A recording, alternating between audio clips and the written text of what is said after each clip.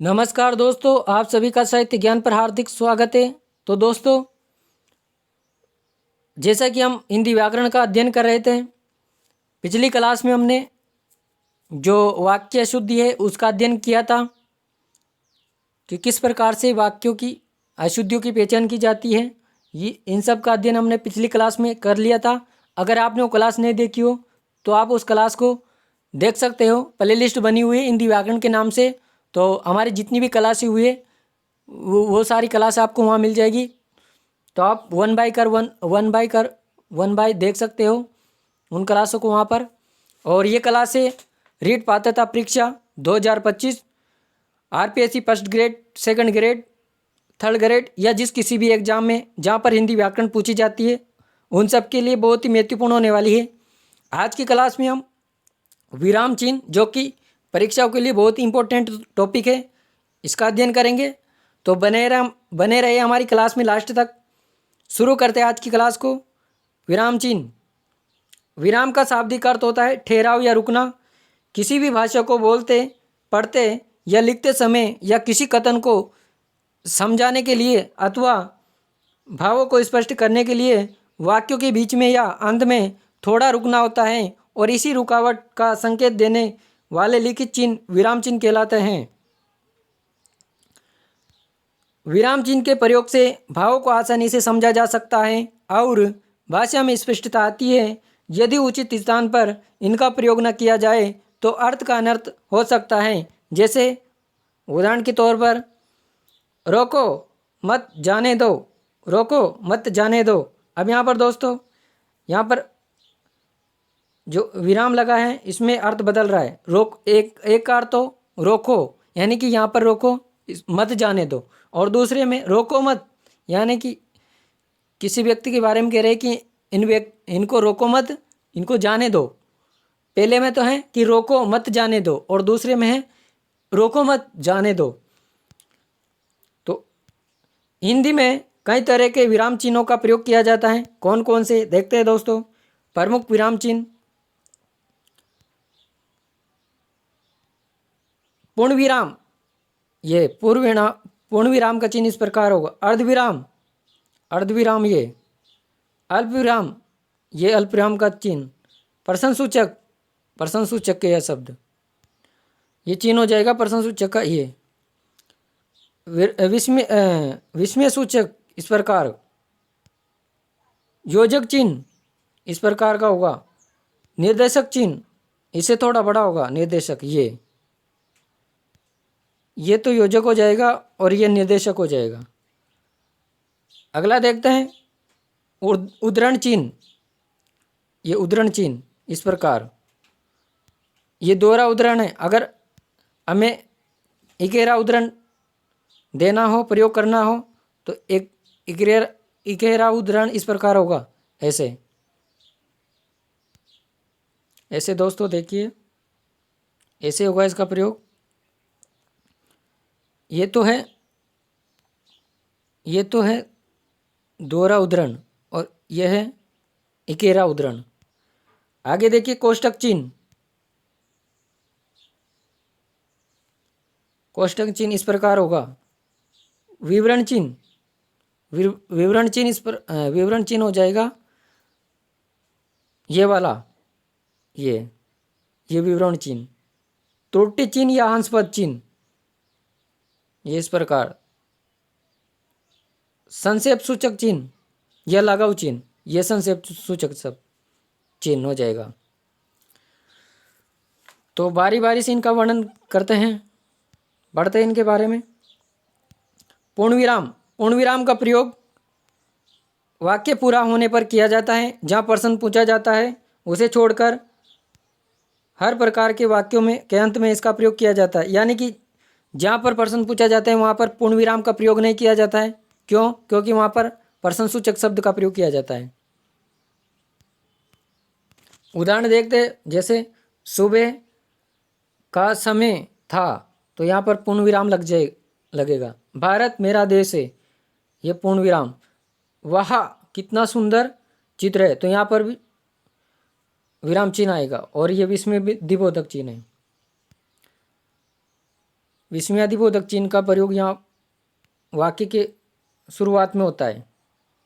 दोस्तों याद रखिएगा, विस्मयादिबोधक चिन्ह और जो पूर्ण विराम है उसमें अंतर देखते हैं हम। क्या अंतर है उसमें ये अंतर है कि जो विस्मयादिबोधक चिन्ह है इसका प्रयोग तो वाक्य के प्रारंभ में किया जाता है और जो पूर्ण विराम है इसका चिन्ह वाक्य के अंत में किया जाता है। इसमें यही अंतर है, तो इसको याद रखिएगा। आगे देखिए, अर्धविराम, जहाँ पूर्ण विराम जितनी देर न रुककर उससे कुछ कम समय रुकना हो वहाँ अर्धविराम का प्रयोग किया जाता है। इसका प्रयोग विपरीत अर्थ प्रकट करने के लिए भी किया जाता है। जैसे भगत सिंह नहीं रहे, वे अमर हो गए, नदी में बाढ़ आ गई, सभी अपना घर बार छोड़कर जाने लगे। अगला जो विराम चिन्ह है वो आएगा हमारा अल्पविराम। अल्पविराम का प्रयोग अर्धविराम से भी कम समय रुकने के लिए किया जाता है। इसका प्रयोग समान पदों को अलग करने, उपवाक्यों को अलग करने, उद्धरण से पूर्व, उपाधियों से पूर्व और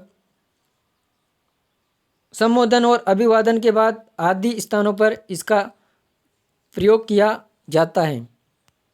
देखिए दोस्तों, अल्पविराम का प्रयोग कहाँ कहाँ पर किया जाता है। अल्पविराम का प्रयोग किया जाता है कि समान पदों को अलग करने, उपवाक्यों को अलग करने, उद्धरण से पहले पूर्व, उपाधियों से पूर्व, संबोधन या अभिवादन के बाद इन स्थानों पर अल्पविराम का प्रयोग किया जाता है।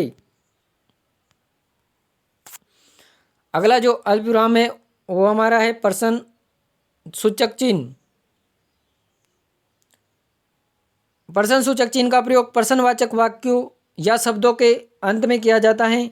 कभी कभी संदेह, अनिश्चय, व्यंग्यात्मक भाव की स्थिति में इसे कोष्ठक के बीच में लिखकर भी प्रयोग किया जाता है।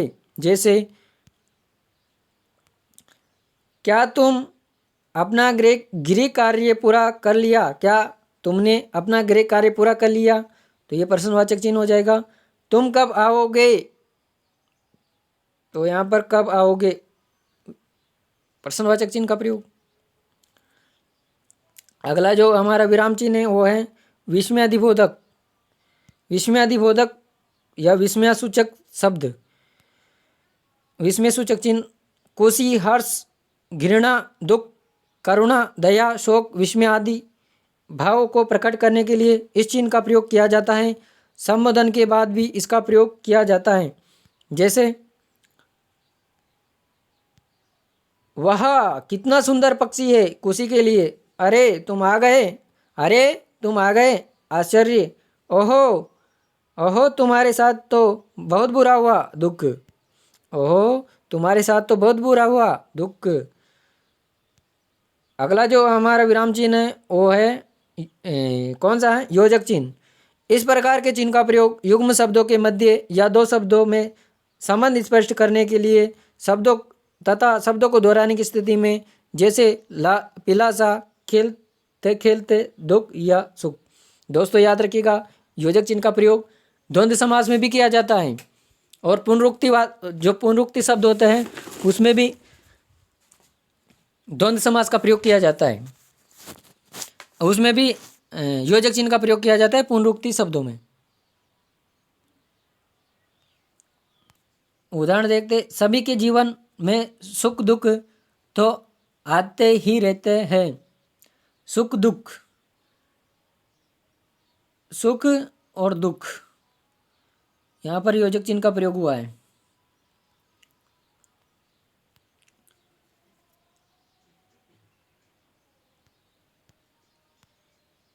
सफलता पाने के लिए दिन रात एक करना पड़ता है, यहाँ पर भी योजक चिन्ह का प्रयोग हुआ है।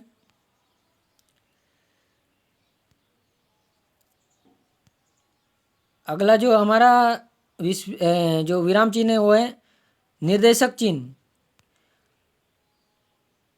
किसी भी निर्देश या सूचना देने वाले वाक्य के बाद या किसी कथन को उद्धृत करने, उदाहरण देने, किसी का नाम, कवि, लेखक आदि का लिखने के लिए किया जाता है। जैसे उदाहरण देखते हैं, हमारे देश में अनेक देशभक्त हुए, जैसे भगत सिंह, सुभाष चंद्र बोस, गांधी जी। माँ ने कहा बड़ों का आदर करना चाहिए, बड़ों का आदर करना चाहिए, माँ ने कहा। अगला जो विराम चिन्ह है वो है उद्धरण चिन्ह। किसी के कहे कथन या वाक्य को या किसी रचना के अंश को जो का त्यों प्रस्तुत करना हो तो कथन के आदि और अंत में इस चिन्ह का प्रयोग किया जाता है। उदाहरण के लिए उद्धरण चिन्ह दो प्रकार के होते हैं, इकहरे उद्धरण तथा दोहरे उद्धरण। इकहरे चिन्ह का प्रयोग विशेष व्यक्ति, ग्रंथ, उपनाम आदि को प्रकट करने के लिए किया जाता है, जबकि किसी की बात को जो कि त्यों लिखा जाए तो वहाँ दोहरे उद्धरण चिन्ह का प्रयोग किया जाता है। जैसे गोदान, अब यहाँ पर इकहरे उद्धरण का प्रयोग किया गया। गोदान प्रेमचंद का प्रसिद्ध उपन्यास। सुभाष चंद्र बोस ने कहा था दिल्ली चलो। अगला विराम चिन्ह है विवरण चिन्ह। इसका प्रयोग विवरण या उदाहरण देते समय किया जाता है। जैसे गांधी जी ने 3 बातों पर बल दिया है, सत्य, अहिंसा और प्रेम। कोष्ठक चिन्ह यह इस प्रकार का, देखते हैं कोष्ठक चिन्ह के बारे में। वाक्य के बीच में आए पदों अथवा शब्दों को प्रत्येक रूप देने के लिए कोष्ठक चिन्ह का प्रयोग किया जाता है। जैसे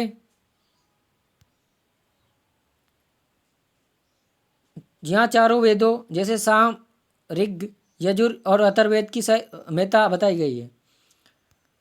अगला जो हमारा विराम चिन्ह है वो है कौन सा है, त्रुटिपूरक चिन्ह या हंसपद चिन्ह। लिखते समय कोई शब्द छूट जाता है तो इस चिन्ह को लगाकर ऊपर छूटा हुआ शब्द लिख दिया जाता है। इस चिन्ह को हंसपद भी कहते हैं। जैसे श्रेया माता पिता के साथ गई। अब यहाँ पर कुछ शब्द छूट गया तो इसकी जगह हम लिख देंगे श्रेया माता पिता के साथ, तो यहाँ पर त्रुटिबोधक शब्द लगाकर लिख देंगे बाजार गई, घर गई, विद्यालय गई, शहर गई।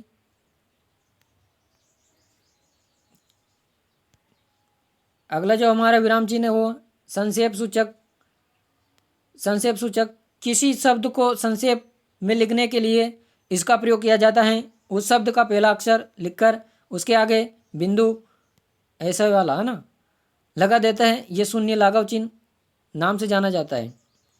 जैसे लिखते हैं ना किसी डिग्री का नाम, जैसे BA डॉक्टर अनुष्क शर्मा, पंडित रामस्वरूप शर्मा।